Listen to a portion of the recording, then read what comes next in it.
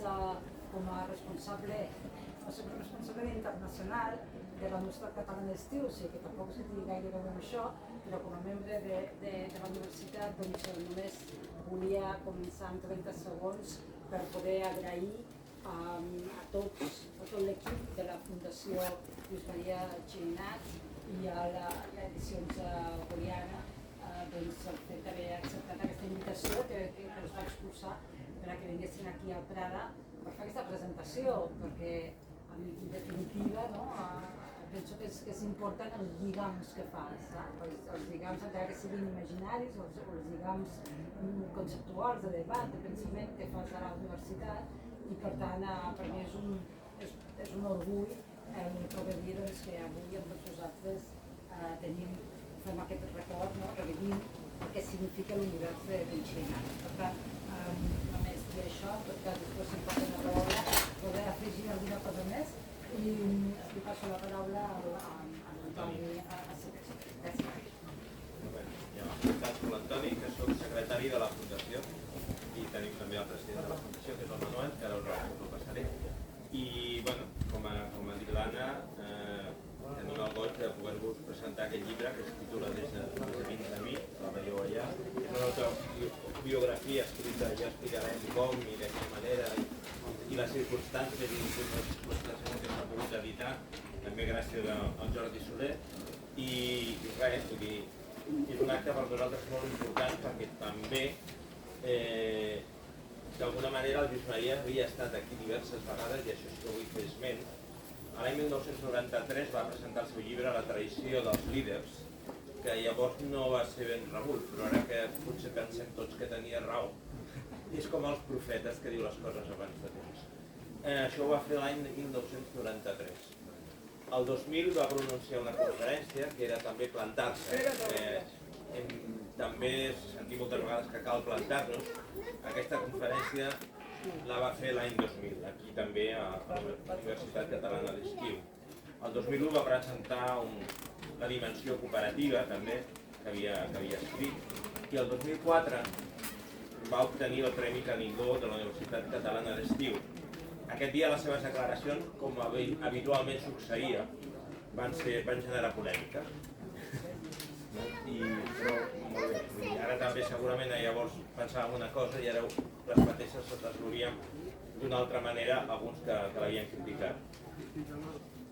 També circumstància que el 18 d'agost de 2017, sota un acte titulat 10 anys sense Lluís Maria Xirinacs, se li va retre un homenatge aquí a la Universitat Catalana d'Estiu i es va recordar a través de diferents intervinents aspectes significatius de la seva vida i de la seva acció en vida i en diferents àmbits de la seva personalitat i de la seva acció. Només una petita reflexió en el sentit de que sento que tinguem present a Lluís Maria Xirinacs perquè ja sabeu que va ser silenciat molts cops en vida i reconèixer la importància que ha tingut i que té encara als nostres països catalans. Des de diferents vessants, la demòtica, la filosòfica, la política, l'espiritual i a més reconèixer com el nostre referent de la lluita no violenta. Sempre cerquem referents fora, on tenim referents dins. I què més? Dir-vos que ens acompanyen a la taula per ordre d'aparició a continuació. Ho fem com sempre, em sembla, Jordi. En Manuel García, president de la Fundació Arran de Lluís Maria Xirinacs, en Jordi Soler i Camardons, escriptor, sociolingüista i editor de Boliana Edicions, del llibre que teniu i del llibre que us presentem. I també tenim aquí a la dreta na Carme Juncà, com a portaveu avui del grup d'arxiu de la Fundació, que és el que ha fet possible la recopilació, ja ho veureu, i que el llibre també pogués preparar-se per ser editat, dit d'una altra manera, i l'exposició central la farà l'Anna Arquer, i és una dona molt important del nostre país, una lluitadora per la independència dels països catalans, que pertany, com sabeu, a l'equip directiu de la UFO, i no sé, si tinc temps després ampliaré aquesta ressenya biogràfica. Després vull agrair, no sé si està d'aquí, a la llibreria La Catalana, que té llibres allà per poder vendre i que podreu adquirir si sentiu que el llibre us mou i us interpel·la coses que sentiu que podria ser important per vosaltres adquirir-lo, no? I què més? Anomenar que tenim aquí també una companya nostra que es diu Heidi Quintana, que farà diverses lectures i no sé, en deixo algú? Bueno, ja està, no? En principi, com he dit, en principi dono la paraula al president de la Fundació Randa, que és el Manuel Garcia. Moltes gràcies, Toni, benvinguts tots. Estem aquí per fer la presentació del llibre, una autobiografia de l'any 1932 al 1955, des que va néixer fins que va ordenar sacerdot. Intervindran l'Anna, la portaveu del ICEC, International Commission of European Citizen, jo mateix, soc el president de la Fundació Randa, Maria Gina, i l'editor Jordi Soler, que tenim aquí al costat. Jo soc Manuel Garcia, soc el president de la Fundació, us dono les gràcies i estem aquí per aquesta presentació. Aquest any 2022 farà 90 anys del naixement de Xirinacs i 15 del seu lliurament a la muntanya a la transcendència. Un acte místic molt difícil d'entendre a la nostra civilització occidental, però un acte impressionant. Els companys que hi ha per aquí del grup d'arxiu, com ha dit el Toni, de la Fundació, estan fent una tasca de documentació extraordinària, perquè tenim una quantitat d'informació brutal de la Fundació, moltíssima d'ella pròpia de Lluís Maria, de forma d'articles manuscrits, moltíssima informació que estem digitalitzant, creant un arxiu que serà a disposició de tothom. Ja està. I un dia aquests companys van veure que calia editar aquesta autobiografia, com explicarà una mica de la Carme després. Vam posar a treballar i avui tenim el fruit d'aquest treball, que és impressionant. Bé, que cada vegada més gent conegui la vida i obra de Xirinacs és important per recuperar-lo col·lectivament i a donar-nos la importància d'aquesta figura única que hem tingut la sort de tenir entre nosaltres. Si voleu més informació, tenim una web molt interessant, la web xirinacs.cat, allà tindreu quantitat d'informació de tota mena, de la seva vida, la seva obra, escrits, de llibres, podeu llegir, imprimir, etc. Ja és el portal. Després hi ha molts vídeos, DVDs, etc. Molt interessant. I bé, doncs agraeixo la presència de l'Anna i dels seus companys que ara continuaran amb la presentació de xerrada. A part d'això, una de les presentacions que vam fer va plantejar la idea de traduir el llibre al castellà perquè es pugui entendre més gent. Doncs m'he ficat amb aquesta tasca, ja porto la tercera part del llibre traduït al castellà. Per què ho dic això? Perquè al moment que estic traduint me n'adono de lo impressionant que és aquell llibre, perquè és moment a moment, detall per detall, és increïble. I llavors això porta un altre tema que a més Xirinacs sempre ho parlava, perquè ella, a part de totes les coses que era molt mestre, li agradava molt l'ensenyament. Tenia molt clar que les coses s'han de repetir moltes vegades, si no, no queden. Llavors, doncs, si algú té el llibre o vol completar, recomano de llegir-lo més d'una vegada, tranquil·lament, a poc, perquè hi ha una quantitat d'informació brutal, que no sé. I aquesta era l'afegit que volia dir-vos, perquè bé, penso que d'aquí uns mesos potser sortirà una edició en castellà, però hi ha molta gent que es pot també interessar. Molt bé, gràcies. Com vaig ara? Ara donem la paraula a Jordi Soler i Camardons, que és, ja us he dit, escriptor i sociolingüista, i sobretot en aquest cas avui està com a editor d'aquest llibre. Molt bé. Doncs moltes gràcies primer a vosaltres per haver tanta oferta cultural com ja preparada, que heu triat aquesta. Després, moltes gràcies a la Fundació Randa, que els conviden i pugen aquí en massa a la universitat. I té mèrit aquest esforç. Moltes gràcies a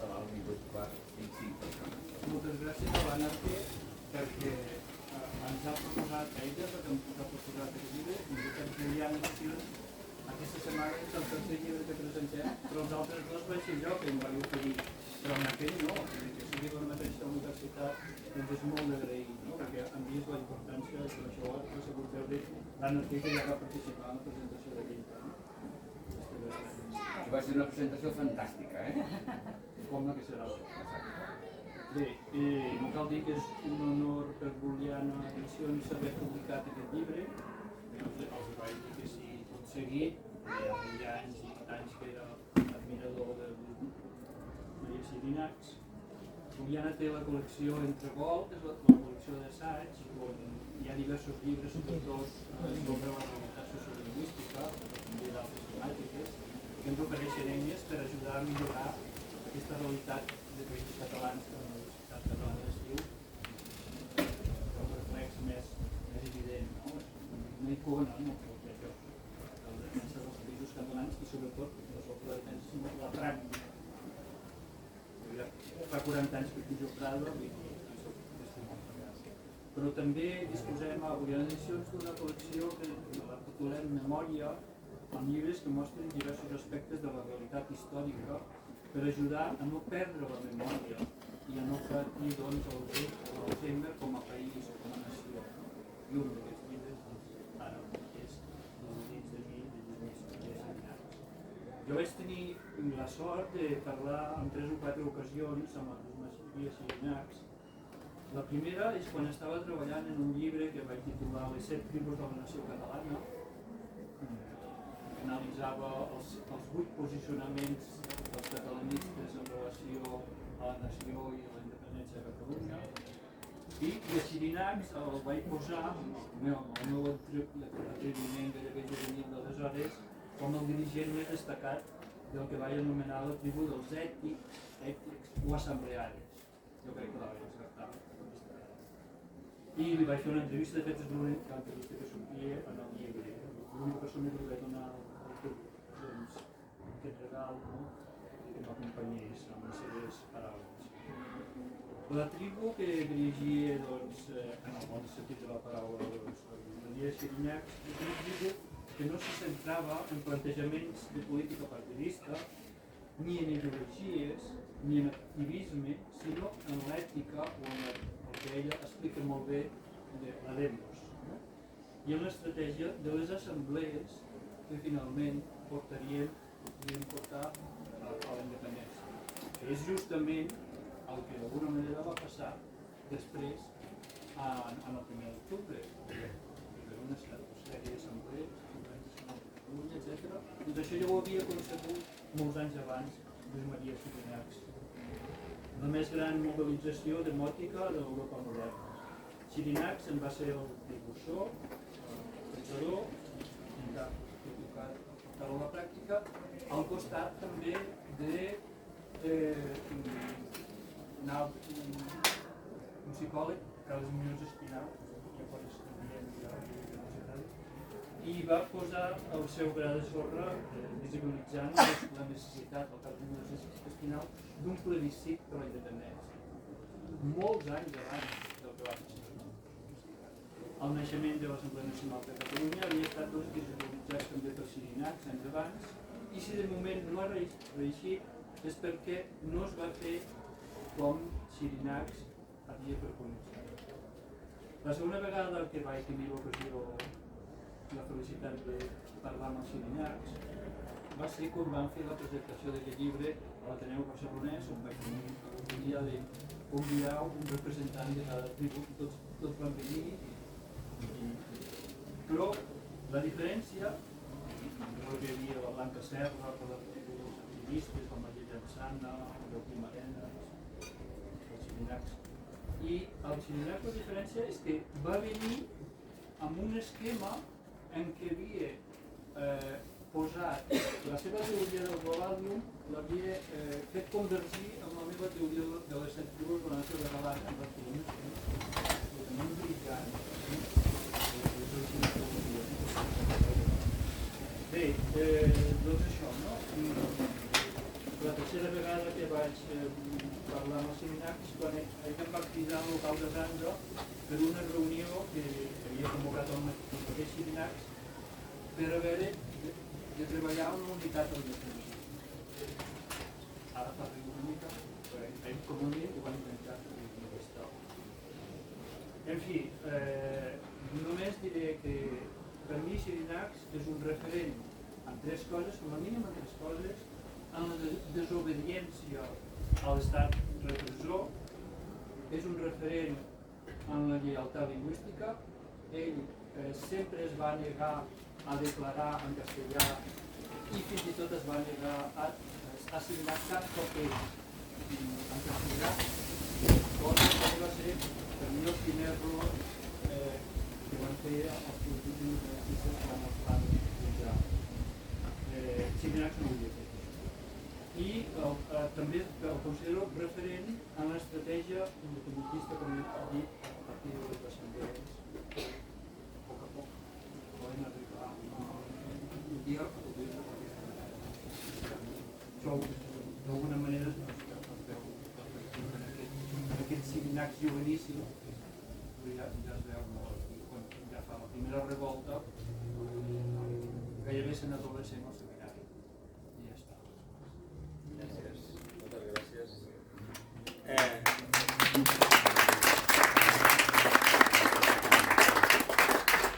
Donem ara la paraula a Anna Carme Juncà, com hem dit, que us explicarà la gestació d'aquest llibre que va durar, em sembla, més de 9 mesos. I ara us dirà com ha estat possible i com es va trobar i tot. La Fundació Randa i Xirinacs Xirinacs custodia tot el llegat de Xirinacs. Sí, és que hi ha soroll de fora. A mi m'ho sentit. Sí. Allà no t'havien sentit. M'ho hauríeu de dir. Però els que esteu allà... Aquí hi ha cadires, més a prop. Ja està bé. Bé, la Fundació, si no m'aviseu, jo com ho sé tot, d'acord? Custodia l'arxiu personal de Lluís Maria Xirinacs. Diferents voluntaris de l'associació se n'han encarregat d'organitzar-lo, de cuidar-lo. L'any 2019 es va començar la digitalització sistemàtica. Es van digitalitzar unes 20.000 imatges corresponents a 1.200, 1.300 registres. Aquests registres estan tots indexats i col·locats en una base de dades. Aquí teniu una mostra d'aquests registres.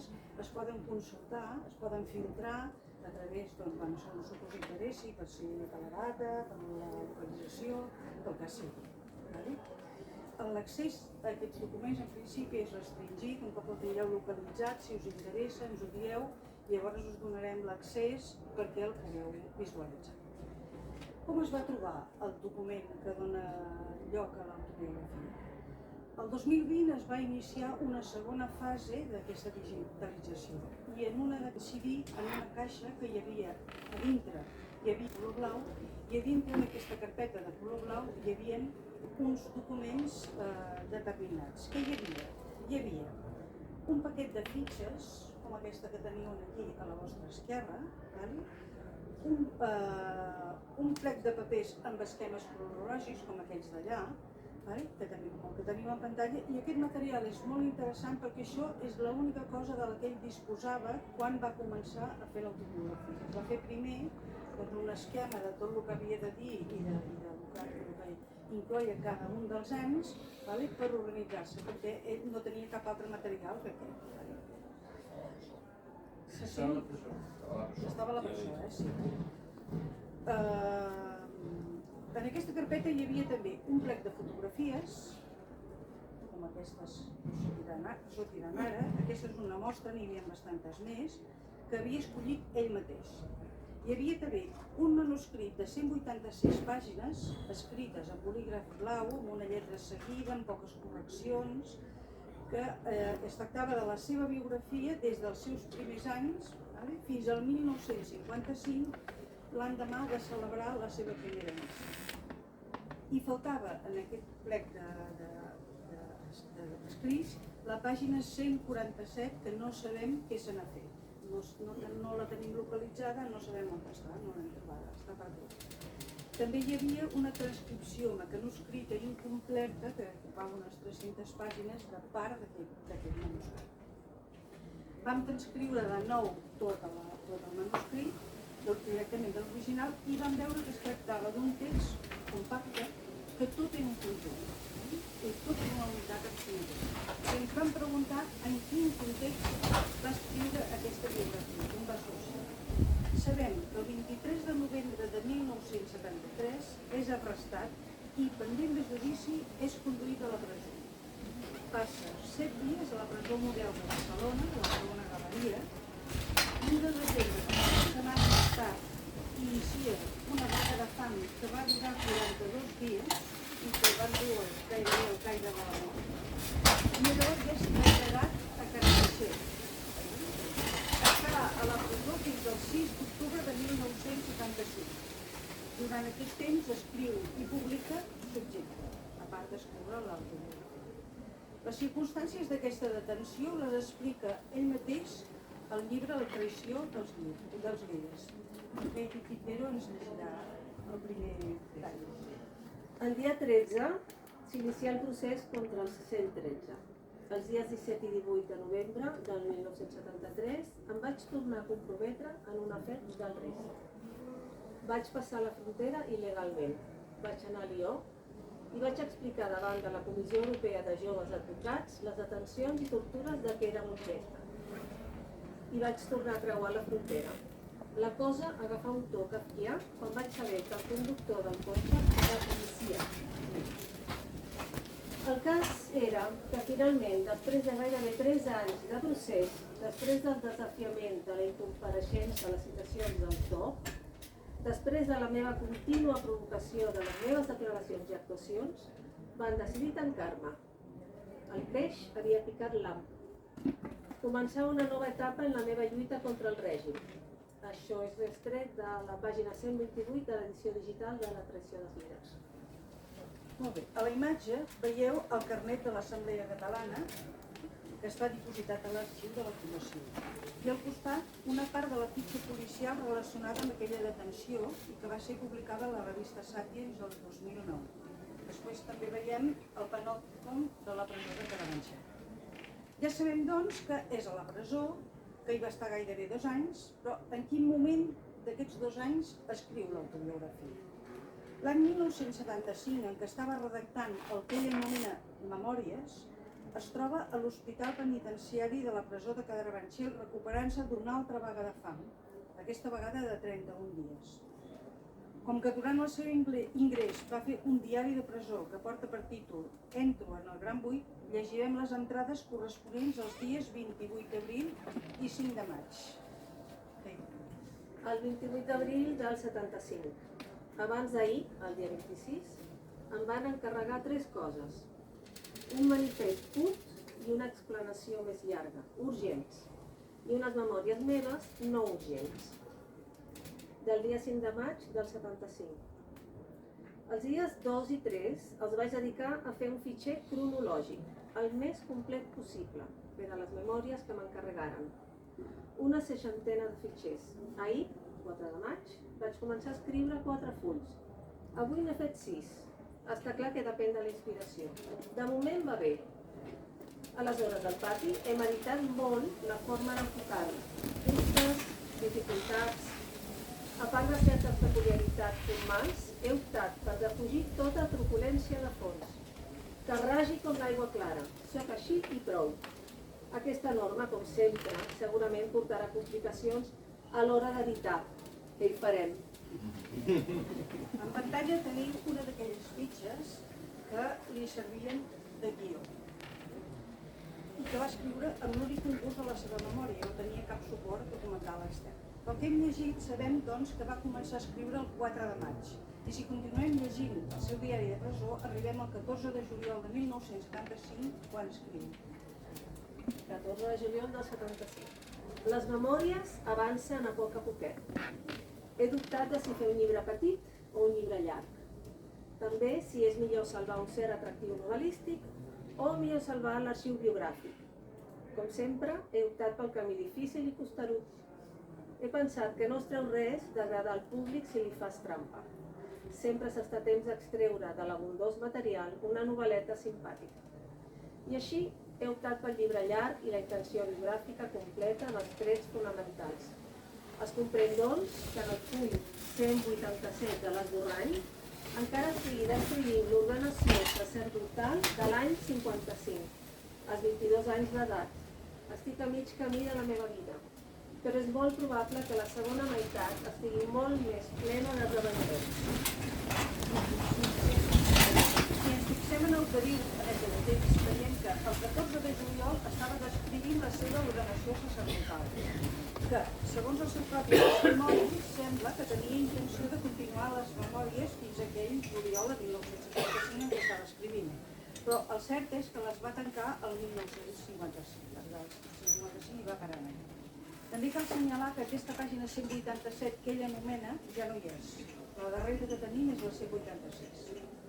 Encara tenim una altra confirmació que el 14 de juliol va ser la data final, ja que mentre escrivia, en el propi text anava anotant en vertical al marge la data en què ho feia. I així veiem que l'última anotació que tenim és la del 14 de juliol. Comença doncs el 4 de maig i acaba el 14 de juliol. En poc més de 2 mesos narra 22 anys de la seva vida. Per la nostra banda vam llegir i transcriure el text i vam veure que era un text preciós, escrit a raig, amb molts registres, tocava molts registres, a estones íntim, descriptiu, de vegades divertit, profund, i que ens parlava del xirinacs previ al xirinacs públic. I vam copsar també que textos i fotografies eren una unitat en si mateixes, i que tot el conjunt ja estava a punt de ser publicat. Ja estava previst.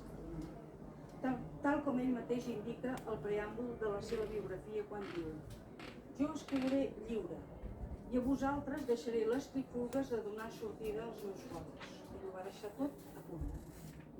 Vam entendre que això ens interpel·lava directament i vam publicar l'autobiografia. Per fer-ho vam comptar amb Jordi Soler, de Boliana Edicions, que va assumir el repte de concretar la seva edició, i també vam comptar amb 2 prologuistes de luxe, el seu germà Carles Vicenç Xirinacs, que li dedica unes paraules sentides i plenes d'estimació, i Dolors Marín, que és membre de la Fundació i que ens regala un excel·lent pròleg que reflexiona sobre el text, ens acompanya en l'anàlisi i ens inicia a la lectura.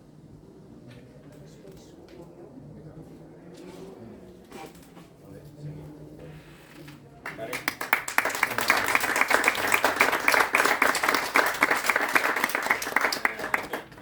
L'exposició central, com he dit abans, li toca fer a l'Anna Arquer i sé que no li agrada gaire, però penso que cal dir-ho, fer una miqueta més d'ampliació del seu currículum.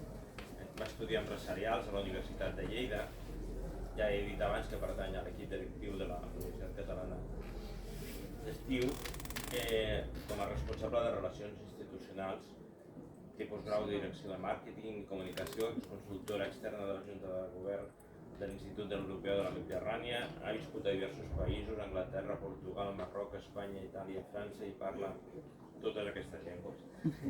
Exportaveu de l'European Partnership for Independence a Catalunya i també de la Comissió Europea de Ciutadans pels Països Catalans.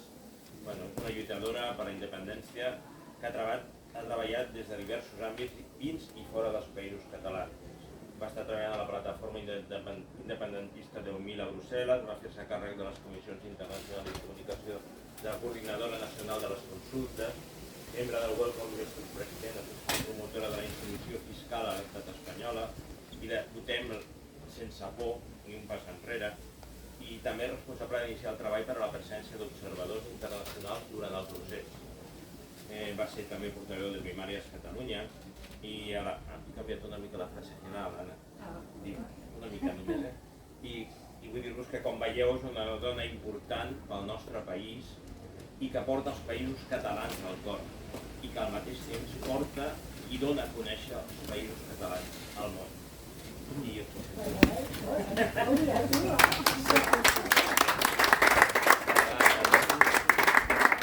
ens parlarà del que vulgui i del llibre també. Benvinguts de nou. He de dir que el Toni, ja que vaig a Lleida, continua sent molt generós amb mi i específicament quan veig que no... Tota la veritat, és veritat que parlava totes aquestes llengües, però m'agrada dir que és que com s'ho diu, quan deixes de practicar les llengües, és que es perden i ara ja les llengües no les parlen. Unes millors que altres. Unes millors que altres, això està clar. Però vaja, és dir, no estem aquí per aquí. Per tant, he de dir que vaig tenir molta sort i vaig estar molt contenta quan l'Eva de la Fundació Xirinacs em va contactar per dir-me que si us volia acompanyar a la presentació del llibre a la meva terra, la terra ferma, la terra de secà, a la ciutat de Lleida, i vaig fer un automàtic sí, no? I després ja explicava com vaig començar a llegir aquesta autobiografia, doncs clar, vaig pensar, Déu-n'hi-do, perquè no és el mateix presentar aquest llibre que quan presentes d'altres llibres, perquè aviat t'adones que estàs endinsant-te en tot un univers. Però vaja, va ser el repte assumit i amb tant de gust ens aprens tant. Però vull dir que per mi ha estat també una gran sort, estic molt contenta que acceptessin el venir a Prada. Sé que la Universitat Catalana d'Estiu és per allò, per convençuts, perquè encara que som un gran país, encara que a vegades ho dubtem, sembla que ens costa això de fer uns quants quilòmetres, i per tant sabem que els que venim a Prada sabem el que venim, però no deixa de... no és fàcil. Per tant, moltes gràcies. A mi m'agrada més que res per renovar aquests lligams, perquè és molt important per nosaltres els catalans que anem renovant els lligams, no? Perquè a vegades tenim moltes coses per assumides i els anys malauradament passen sense que siguem independents i per tant està bé anar renovant la foto i per tant és molt important una altra vegada que el Xirinacs estigui present a la UCE, com per exemple aquest matí he trobat que era important que el president d'Escòcia del referèndum del 2014 més a fer aquesta ofrena al nostre Pompeu Fabra. Són imaginaris, són conceptes que lliguem i que trobo que és important. Bé, parlem de l'imaginari del llibre de Lluís Maria Xirinacs i val a dir que ja només el nom de Lluís Maria Xirinacs és tot un tema, perquè quan som joves, quan érem jovenets, és com que no havíem llegit res d'ell, però sabíem què significava.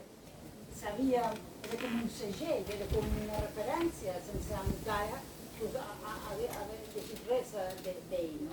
I això passa a algunes persones, que prescindeixen tot i el silenci mediàtic que va patir. I clar, llavors aquest llibre és un llibre especial, és un llibre autobiogràfic, de fet parla de quan ell era un infant, ben infant, a quan era més jove, però és una persona jove, i ho fa amb un detall que és sorprenent, perquè evidentment tots tenim records de quan érem joves, però la seva memòria, ja quan comences a llegir, ja veus que estàs davant d'una persona amb unes habilitats diferents, per d'una manera, no? I que també el títol està molt ben trobat, no? I aquí també el gran reconeixement a la tasca feta tant per l'equip d'arxiu com per l'editor, un títol que evidentment té tota la lògica del món, perquè quan el llegiu us donareu compte que les autobiografies moltes vegades sí, són autobiografies, però clar, realment aquesta no pot ser una altra cosa, no podem pensar-nos que l'ha escrit algú altre i que ho facin passar per autobiografia, perquè explica coses de quan era jo petit que només ell podria saber. Per tant, és un llibre interessant, diferent. Deixeu-me que vagi repassant una mica, perquè són tantes coses, oi? Llavors, però sí, ja sé, tinc les ulleres tancades. Ahir em va passar, són coses que passen, però funciona. També jo penso que és bo mencionar que no és un llibre per iniciats, perquè a vegades quan parlem que és una autobiografia, i és una autobiografia de quan era jovenet, es pot pensar, bueno, però si jo ben bé no he llegit res d'ell adult, potser que comenci per altres llibres. I en definitiva no hi ha cap raó perquè sigui així. És totalment recomanable llegir tots els llibres de Lluís Maria Xirinacs. Aquí s'ha mencionat la tradició dels llibres, evidentment, i s'ha també mencionat com en el seu moment va tenir com aquell silenci, evidentment. També, i aprofito ara que faig menció d'això, també cal veure com aquest segell que tenim, aquest concepte del Xirinacs, quan encara no hem llegit res d'ell, després arribem al procés i com que resulta que hi ha tanta gent que ens diuen que estan convençuts que ens portaran allà on cal, tants líders, doncs, bueno, tampoc digues, no hi ha gaire necessitat de mirar enrere, però és curiós com després del 1 d'octubre, quan realment tots aquests líders no acaben de complir amb la tasca i no obeeixen al mandat democràtic, sinó que més aviat obeeixen a les autoritats legalistes del Regne d'Espanya, doncs et dones compte com molta gent torna de manera natural i espontània a recordar, a incloure en converses aquestes de xats, de telegrams, i veus com el nom de Xirinacs torna a aparèixer en moltes converses, que dius, mira, que carai, no? Vull dir, es nota que alguna cosa ha passat en aquest país que ara tornem a recordar aquest llibre de la tradició dels llibres i aquesta figura, no? Però deia que no és un llibre per iniciats, perquè és un llibre que et dona tant i et permet unes reflexions i et dona peu a portar com un debat amb tu mateixa, sobre les teves visions, com ho planteja, que realment, vull dir, és fins i tot recomanable, potser, perquè et permet entendre el Xirinacs adult, i per tant, per aquells que ja esteu iniciats, doncs és un coach. Perquè s'ha de dir, d'acord, és que això ja li ve de més, això ja li ve de... Ja és evident, per on anava aquest senyor i el que ha acabat significant, Perquè és veritat que en el llibre es va desgranant com quins són els temes troncals, o sigui, tenim el tema familiar, on té una incidència molt important en ell, amb un pare que l'acompanya, que l'introdueix a la biblioteca que tenen, a la lectura. Gràcies a aquesta lectura arriba a aprendre el català, crec que recordar que era amb el Patufet, oi? També gràcies a aquest acompanyament del pare, ell té una introducció als grans noms universals. D'aquí també podem entendre llavors la seva tendència a aquesta generalitat de coneixement, d'inquietud, de curiositat. Una mare que l'acompanya i està sobre aquesta inquietud més mística, religiosa, aquest neguit, aquest veure com acomodar-ho, hi ha la mare, veiem evidentment el misticisme, el com ell veus com va desenvolupant quan parla de les papallones, que nota les seves experiències, en què ell ja, aquestes projeccions que ell ja intueix quan és ben jovenet. El tema, evidentment, com comentava abans l'editor, amb el Jordi, amb el tema del cooperativisme, que ell mencionava, no? Com l'ANC, no? Poden ser un bon exemple. Jo fins i tot aquí diria que evidentment, però fins i tot jo aniria més a la gènesi de l'ANC. Mentre fèiem les consultes populars, on era una cosa que sí era totalment insolent,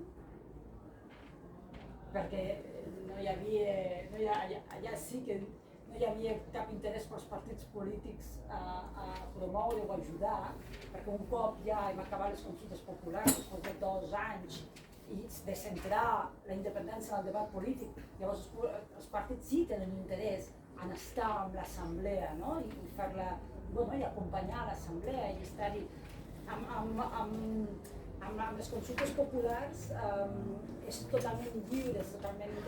Hi ha la gent dels partits, de base, dels pobles, evidentment, perquè vam aconseguir aquesta unitat de la que parlava en Xirinacs, però d'una manera no orquestrada, no jerarquitzada, no verticalitzada, sinó que era totalment horitzontal i bastant anàrquic, no? Bastant, com entenc que és la natura, la llibertat, no?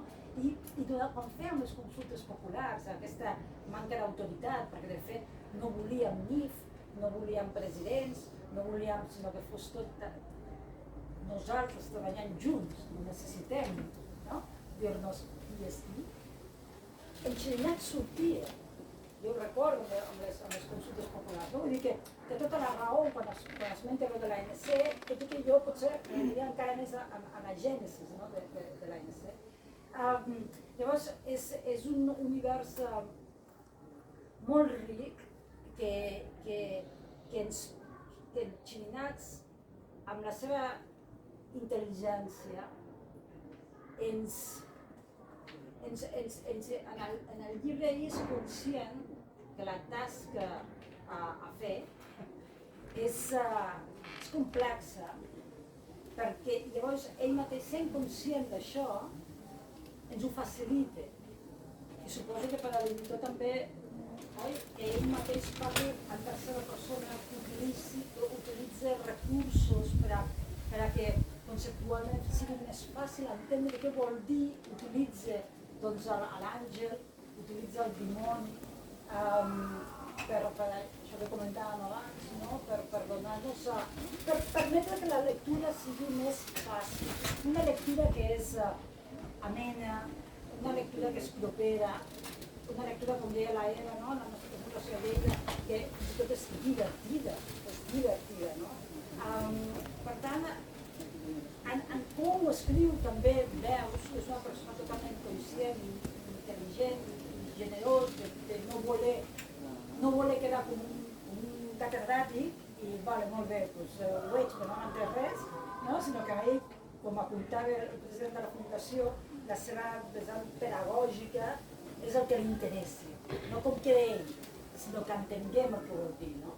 I per això a vegades, com deia el Jordi, repetir, és curiós, no? Perquè això és una cosa que sí que han après molt els polítics, els mestres, podem aprendre altres coses, però això de repetir-se sí que ho han après. Vaja, bueno, una cosa com una cosa. Llavors,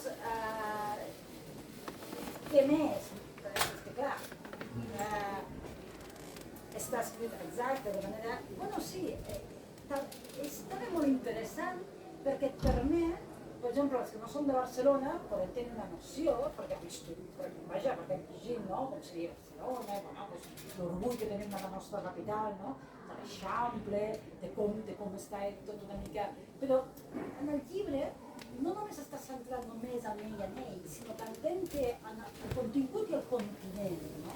És molt important el continent de com se desenvolupen les coses. Llavors ens mostra, no? Aquesta Barcelona, en aquella època del franquisme, ens mostra doncs, aquesta Barcelona per la part de la seva família, hi ha una part de la seva família que és rica, que és molt rica, que viuen al Passeig de Gràcia, ens explica, no? Podem viure del flaire, no? que ens explica, i per l'altra banda que ve, no? Aquesta que l'altra banda de la família doncs és la seva família de la Vila de Gràcia, que ara jo la conec molt bé, perquè visc allà, que és un barri menestral, no? I d'aquí que penso que té aquest privilegi ell, no? de també poder i saber veure, no? el que és una cosa, el que és una altra. Ell penso que des de ben jovenet, penso que és evident que des de ben jovenet és una persona molt que li agrada l'estudi, la reflexió. Això ho veiem en que, carai, és una persona que tot i tenir la part de la seva família paterna simpatitzant del franquisme, per dir-ho suau, perquè ens fa com a cosa, no? Nosaltres, que som uns... tot i així és independentista, tot i estimar el seu pare, veure d'aquesta figura que l'acompanya en l'empadronatge, no? Ell fa una crítica important a la jerarquia eclesiàstica i tot així s'ordena el sacerdot, no? Capellà. Ell fa una crítica a la corrupció ètica, de la dinàmica de com funciona la política dels partits polítics. I és senador, no? Però més que una contradicció, és que és precisament perquè ha fet tot això, perquè ha viscut aquestes situacions, que és capaç de, tot i així, poder prendre la seva pròpia opinió, decisió i actitud davant de les coses. Per tant, veiem que és una persona que reflexiona i pren decisions des de la llibertat, des de la crítica, dels seus propis espais de vida, no? I això és important. Veiem, entrant en la lectura així del llibre, més en punts concrets, jo voldria destacar, ja per acabar, encara que uns quants, si dic massa, m'entengueu, però és que ja ho veureu, perquè els que no heu llegit el llibre podeu estar molt temps si voleu llegir. Si voleu, no. Però si voleu, de fet, vas revisant, pots anar revisant idees, perquè t'alimenta, te dona. És un constant. Primer, tenim el tema aquest tema de la decepció i, per tant, de com visualitza la societat quan ell expressa. Ho dic una mica perquè m'escolteu des del final, no perquè estigui... Em sentiu bé, oi? Quan ell expressa la seva família, la seva voluntat de fer-se ermità, porta una decepció important. Llavors ell comença a barrinar, diria jo, ostres, em decepciono, no ho accepten, llavors ell ja crea com aquesta societat propera, la societat propera, que són la família i els amics, s'han decepcionat, llavors hi ha la societat més llunyana, que és la resta de la societat, veu que ara necessita aquesta creació del diable i de l'àngel d'una manera molt curiosa, perquè l'àngel és l'instint i el diable és l'enginy. Llavors és una mica curiós, perquè nosaltres som dits que l'instint ens vigilem. Tinguem-lo ben tancadet, que l'important és tot racional, tot allò, l'estultícia, el pensar, i en canvi això ell diu que és el diable, i que és necessari, això que és més sofisticat, és més necessari per a protegir-te d'aquestes decepcions.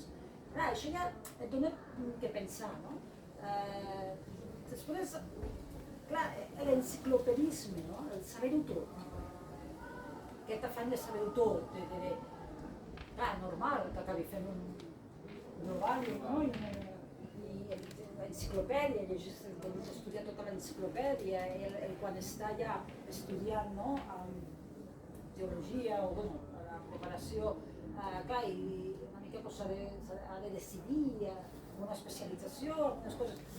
Això a ell li costa, perquè no, ell vol saber tot, i de fet s'esforça i ho estudia tot. Clar, llegint aquest llibre vas entenent moltes d'aquestes coses.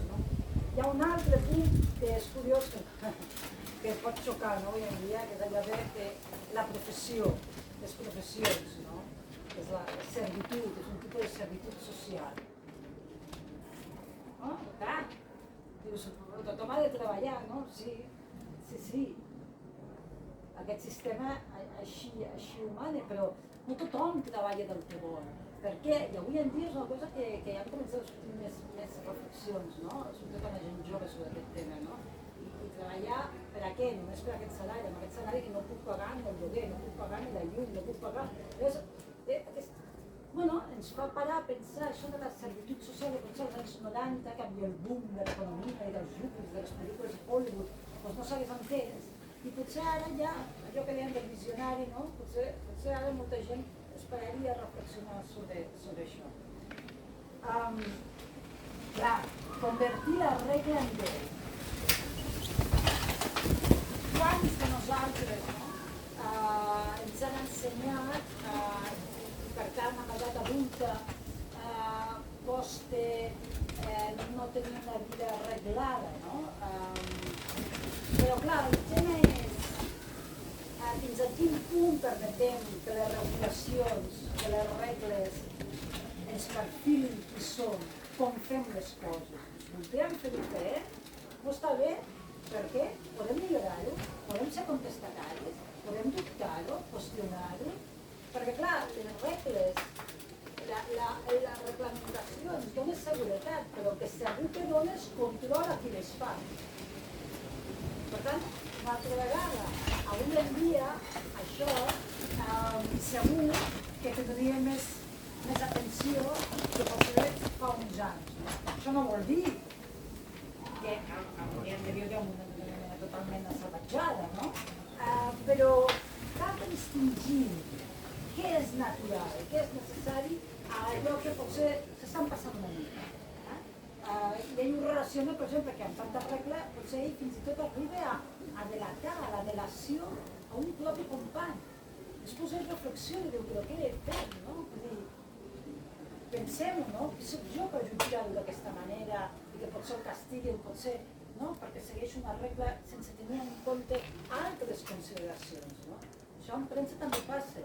La veritat no és només el fet, has de contextualitzar i interpretar si vols ser honest. La veritat ha de ser honesta, ha de ser el que tu vols que sigui. Per tant, una altra vegada, dona peu a moltes reflexions. Després, clar, quan parlen que des de Madrid fan mans i mànigues per comprar, per obstaculitzar aquesta honestedat de gent que potser a Catalunya tenen una honesta disposició al servei del col·lectiu, però que no és prou disciplinada. I que Madrid, sabent-ho, no dubte, evidentment ha utilitzat tot el que pot. A vegades és tot massa barat, però quan ets una autonomia tens els nivells més baixets, a vegades, home, ja que t'has de vendre, aconsegueix més, no? Vull dir, des de Madrid sempre això els surt molt fàcil amb aquells que estan disposats, i ell ho veu. Crec que és per això que, evidentment, d'aquesta crítica i parla de la tradició dels líders, que repeteixo, és ben actual avui en dia. Llavors, evidentment, tenim la demòtica, no? Allò de, siguem nosaltres els que ens manem. Ostres, a mi això, no? Som independentistes i això ho tenim molt arrelat, no? Volem la independència perquè ens volem manar nosaltres mateixos, perquè ara n'hi un altre, és que som criatures, és que no volem fer les coses. Escolta, i si les fem diferents i algú opina que no les sabem fer, que sabem fer, segons ells, potser és que ens agrada estar que és així, doncs així és com hem de fer. Doncs és curiós que sent així, i que ho tinguem tan clar respecte a Madrid, no ho tinguem gens clar a nivell propi, intern, de nació. I no siguem prou exigents, no siguem prou democràtics per exigir als nostres que els nostres mandats van a missa o van, els que no siguin de missa, allà on hagin d'anar perquè siguin un compromís ferm. Perquè això és la democràcia. I el que no val és que els altres són antidemocràtics perquè no fan el que nosaltres volem, però en canvi trobem 1000 justificacions per a que els propis no facin allò que volem. Per tant, aquest grau d'exigència, que estic convençuda, evidentment, per això els llibres que va fer, no? Caldria que no només admirem. Admiraves en un museu, admires un quadre, potser ets negat per pintar, l'admires i dius, carai, que és una meravella, no? Però en qüestió política tenim una responsabilitat. En la qüestió democràtica tenim una responsabilitat. I no podem només admirar les paraules certeres, justes de gent com en Xirinacs. En Xirinacs, jo penso que molt bé, doncs fantàstic, no ho he entès. Penseu fer alguna cosa al respecte. No m'admireu per les paraules. Què esteu disposats a fer? Què fareu? Perquè si ell va ser no només un home de paraula, un home d'acció. Un home d'acció insolent pel sistema. Però, com deia abans el company Antoni, però un referent per a la lluita pacifista. Vull dir, bel·ligerant, però entenent que tu pots ser bel·ligerant sabent, sent conscient d'on és el teu centre de gravetat, que és la democràcia i els drets universals. Sabent això, no et cal ser un salvatge com els altres. Per tant, és important que quan admirem fem-nos ser responsables i no canalla. Assumim les responsabilitats. I per tant, per això ell té aquesta responsabilitat crítica que jo, evidentment, no puc estar més d'acord i si se'm permet, fins i tot, me sento absolutament identificada amb aquesta responsabilitat de la crítica i encaixo, comparteixo amb vosaltres aquesta frase, no? Que conscientment som alliberadors i conscientment som opressors perquè vigilem, ho dèiem abans. Ens alliberem i obrim els ulls a l'espoli, a la violència estatal de Madrid, que ara són molts els independents, són majoria els independents, sí. Però potser som inconscientment opressors quan nosaltres mateixos no permetem que els companys que ens expliquen, vigileu, perquè la democràcia significa complir els mandats, els fem callar perquè som amics d'uns o altres que manen a Catalunya. Pensem-ho, si estem sols, podem parlar, estem sols a casa, pensem-ho, atrevim-nos a ser a vegades durs amb nosaltres mateixos si realment admirem la gent que el que deia és tindríem una responsabilitat de crítica. I jo penso que ens voldria enxirinar, així com aconseguirem ser veritablement lliures, que és com ell ens volia, i ser acompanyats per l'amor de tots nosaltres i per Déu, per això dic, doncs encara millor. Moltes gràcies, us animo a comprar aquest llibre i és més, i animo a la Fundació, amb l'equip d'arxiu, amb l'editorial, que vaig comentar a Eva, utilitzem bonament Xirinacs, altres noms, per anar pel país fent aquests debats.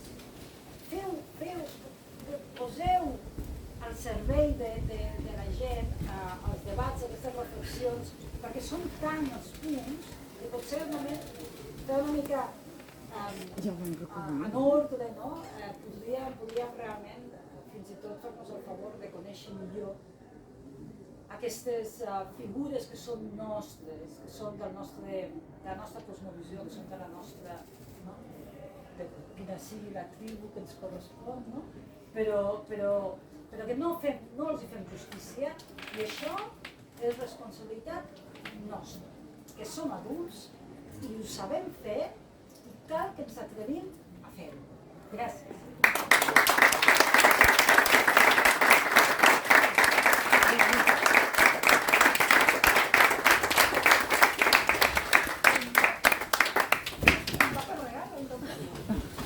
Gràcies.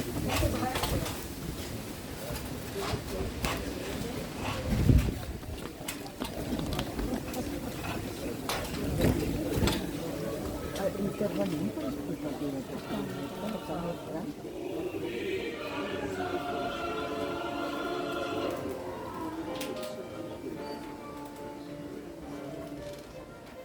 Comentar-vos perquè conegueu que això que hem ofert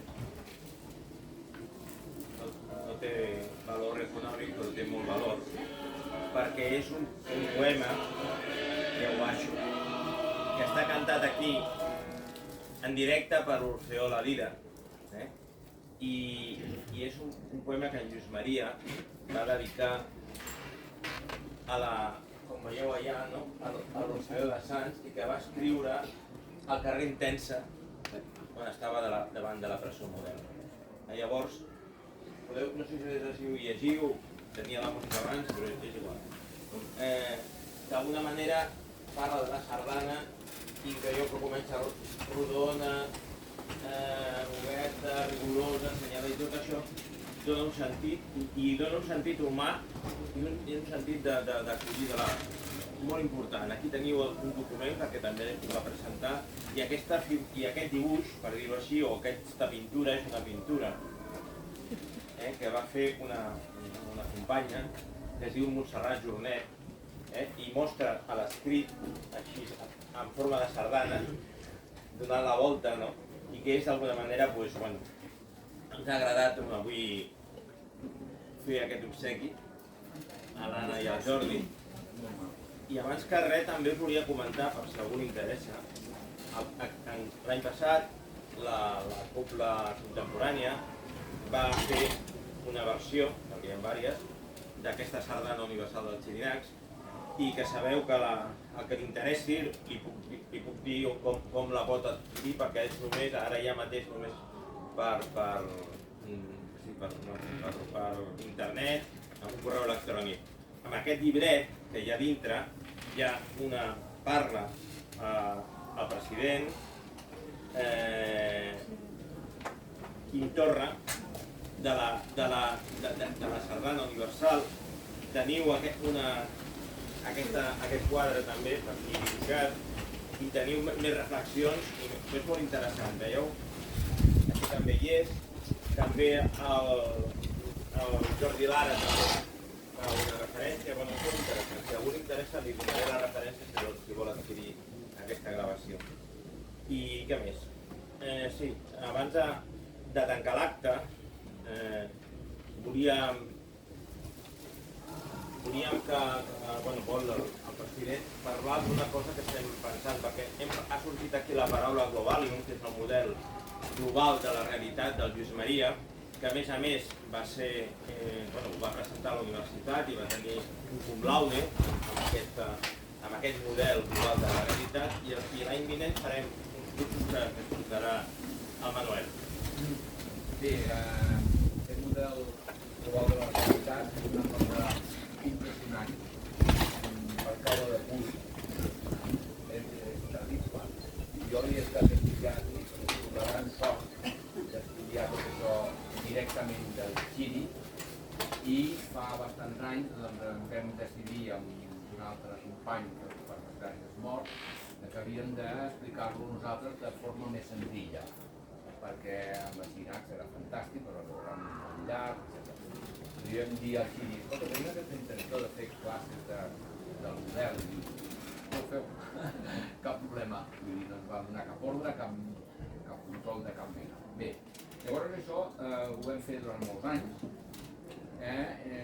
Després, aquest model filosòfic té dos nivells, el que en diem el model menor i després el model major. Bé, vam estar explicant el model menor molts anys i després a poc va anar evolucionant, i ara en aquest moment, els dimecres a la Fundació, jo explico amb els companys el model major, que és més complicat.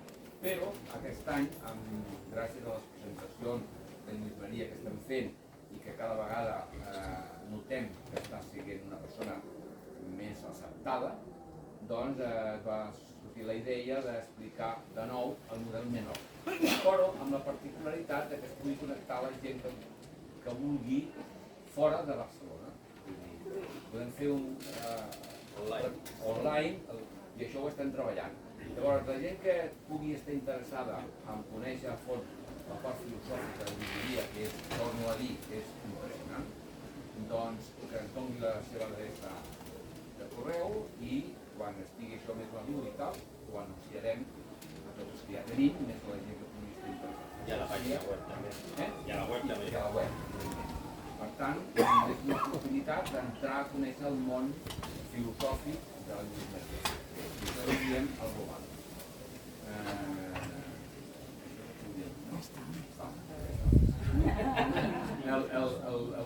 El model major continuarem fent a la fundació, però també afegirem la gent que es pugui afegir remotament, que també pugui fer.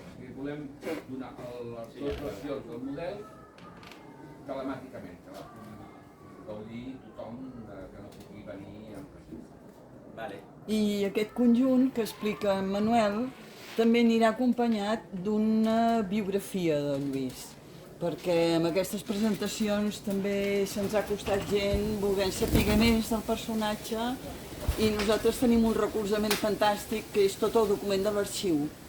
Aleshores farem una proposta de biografia i també l'anunciarem oportunament a qui pugui interessar. Molt bé. Abans de tancar l'acte, donem un torn de paraules a tothom que vulgui dir alguna cosa, una reflexió, un pensament, alguna cosa que sents, alguna cosa que... el que vulgueu. Gràcies. Jo vull testimoniar d'una cosa personal i també fer una pregunta. La cosa personal és que he compartit amb Lluís Maria Xirinacs un dia, però és un dia hiperimportant per la meva vida.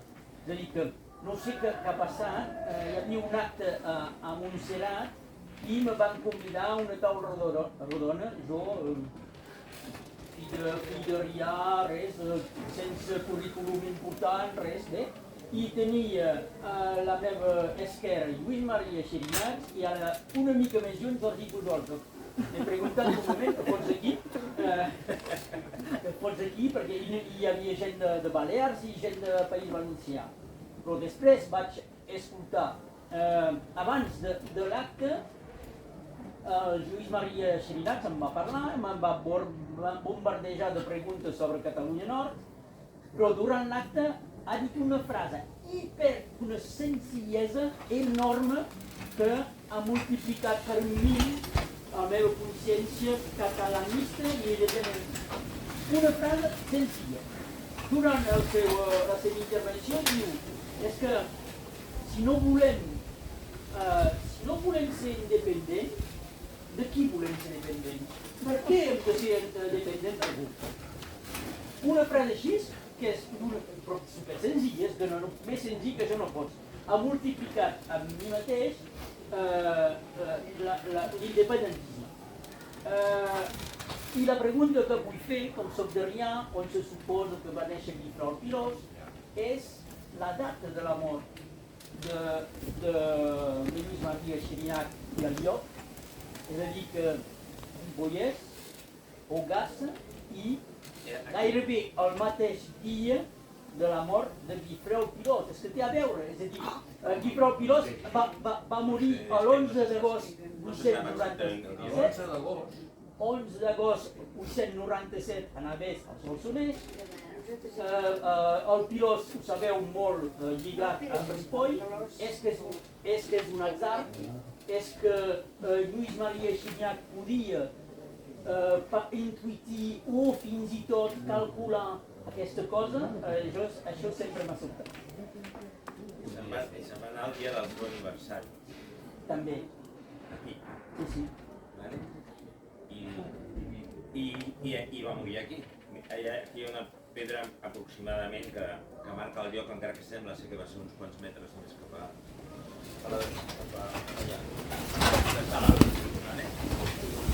I es va...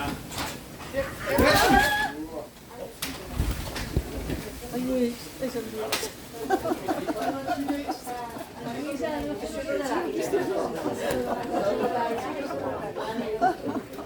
Has dit aquí darrere? I es va deixar fondre amb la natura, però no se sap quin dia exactament va ser.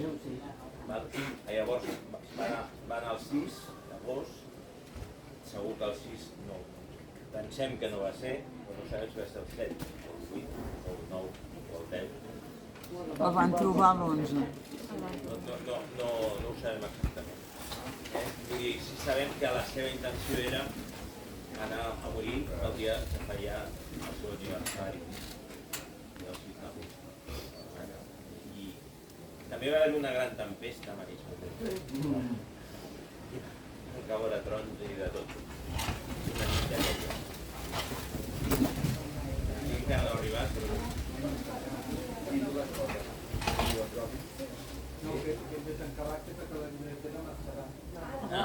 Bueno, qui vulgui pot anar a comprar. Però també tenim alguns aquí. Tenim aquí I anunciar la transmissió de TV3 de les 6 d'agost, no? quin dia és el... 29. 29 d'agost, en TV3, farà una pel·lícula sobre aquest tema. Sobre el tema aquest. Aquest tema, Jordi Lara va escriure un llibre sobre això i TV3 ha fet una pel·lícula que passarà el 29. Doncs... No, simplement volia tancar l'acte, dir que ens agradaria que us hagi despertat interès al llibre, aquesta publicació editada per Oriana Edicions, i per tant que l'adquiriu, que el recomaneu o que el regaleu, perquè a més, ho ha dit l'Anna diverses vegades, no? Fa de mirall de tu mateix moltes vegades, en diverses parts de la història de la vida de cadascú, segons l'edat, segons les dos pares, segons l'altre. També ens mostra un moment de la història del nostre país que molt detalladament, superinteressant, i com deia l'Anna també ens fa reflexionar, perquè com aquells moments puntuen la teva pròpia història, aquest mirall, no? Que deia, no només que això, no? Volia alguna cosa també? Jo com a usuari repetir moltíssimes gràcies per haver acceptat la invitació i de compartir amb nosaltres aquesta estona, i gràcies a tots que esteu aquí per haver-nos acompanyat. I m'afegeixo al que diu l'Antoni, i si podeu i us doneu gust, no us en repetireu amb el llibre. Gràcies. Gràcies.